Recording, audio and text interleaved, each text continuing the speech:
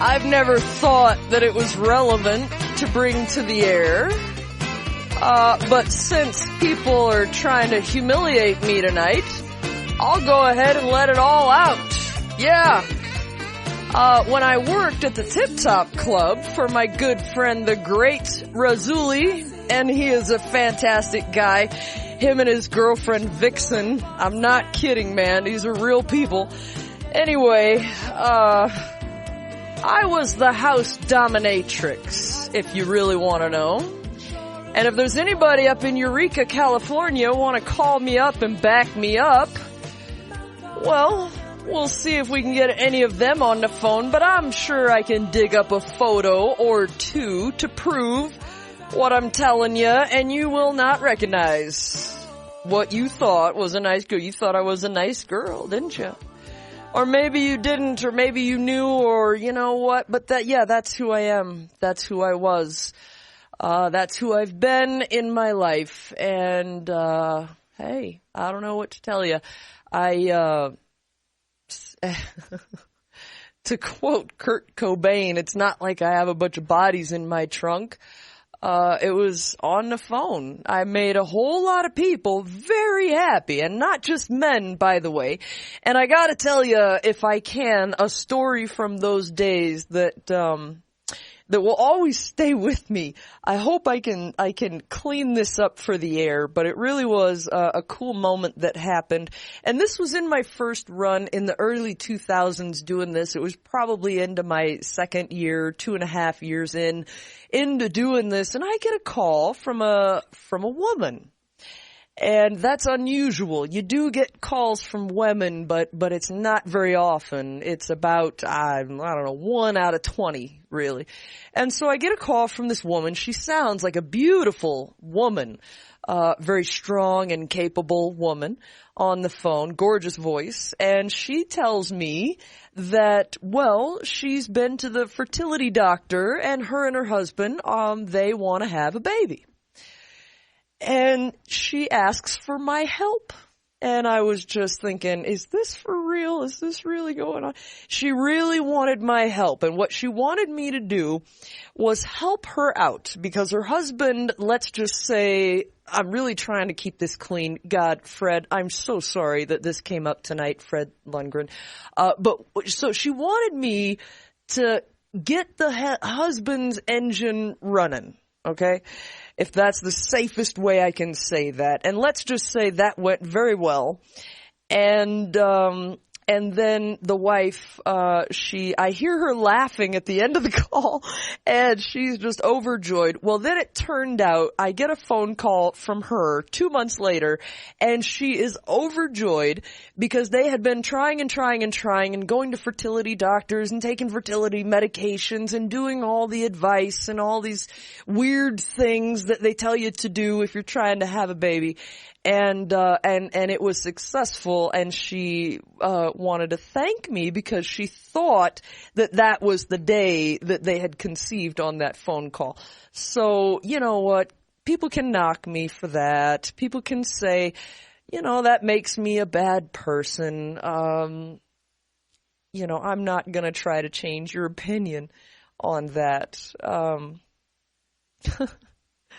But it's true. Yeah, it is true. And, God, I remember when Art found out.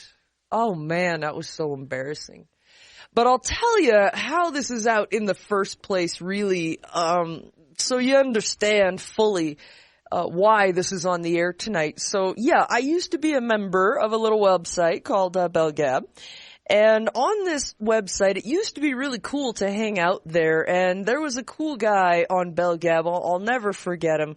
His name was Onan on BellGab. Really cool guy. And one day, was it Onan or was it somebody else? Anyway, we used to start threads and just ask questions, and one day somebody started a thread and they said, what kind of jobs have you had in your life? What do you do for a living? You know, maybe we can get to know each other this way. 'Cause it wasn't always the way it is now. And so everybody's talking about what they do for a living, and most of the people that are posting very respectable jobs. Like if I recall, I believe Onan is in the medical field. and a few others had quite respectable jobs, and I'm sitting there going, oh man, I really should not even be a member of this group. And so I posted a comment, and it may even still be there deep in the recesses of Belgab. I posted a comment, well, if I told you guys what I do for a living, I'm sure you'd judge me and think less of me and all that. And then everybody comes back and they go, oh, no judgment here. It can't be that bad. What is it? And so I come back and I tell them, well, right now, I can't leave the house. And so I am, the kindest way we can say it is an adult entertainer, but really it's phone sex. We all know that's what it is.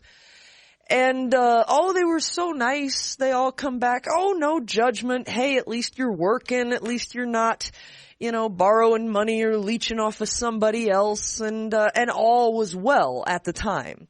And now all of you can see that, because I'm in this position, you see, at that time that I made that post, so long ago, I had no idea that any of this would happen. No clue at all any of this would happen. And so it didn't occur to me that public life would ever be a concern, because I don't necessarily want to live a public life. So anyhow, now you can see that they're using anything they can find that I have ever posted in the past. They're trying to use that against me and trying to embarrass me. But look, if I was embarrassed, I would not have told my own mom. Okay. In my life at the time, everybody knew what I did for a living, and there was not a single person. I had one friend when I was a dancer. One friend. Actually, it wasn't even my friend. My friend was okay. It was her boyfriend that had the problem with me working at the club. He thought it was demeaning and all of that, but it was a way for me to pay the bills, and there were no other jobs that I could find. As soon as I could find another job, the entire time that I was a dancer, I was constantly sending out my resume, and that's just life, man. That's just life. You do what you can. Some people take jobs they really, really hate. Do you think I enjoyed wearing 7-inch heels and putting on that much makeup and going? It's not fun, you guys. It really isn't all that fun. And the first couple of weeks dancing, you really look like you've been beaten by a baseball bat, because in a sense you have been. You've been beaten to death by a big old brass pole. And what ends up happening is you get tough. The girls, after enough time of actually doing the dancing, and you really do get beat up from it, and your feet go through hell, doing that kind of work. It's very tiring. It gets you in good shape though, that's for sure. But it's not like I wanted to do that. I did take a lot of days off. You're an independent contractor when you get to do that kind of work. And I was lucky that I worked at a club that did not allow alcohol. And we had a decent owner who was actually a decent guy, very eccentric, actually, Razuli. Oh my God. He was such a trippy guy. So weird. And, anyway, that's a little bit of that, and if you want to call and ask me about it, well, you're more than welcome to. I believe we've got a friend of ours still on the phone here. You're back on the air, my friend, and, now, thank you, Heather. Now you know a little bit more about me. Doesn't make any difference. You're still a very bright star in the radio world.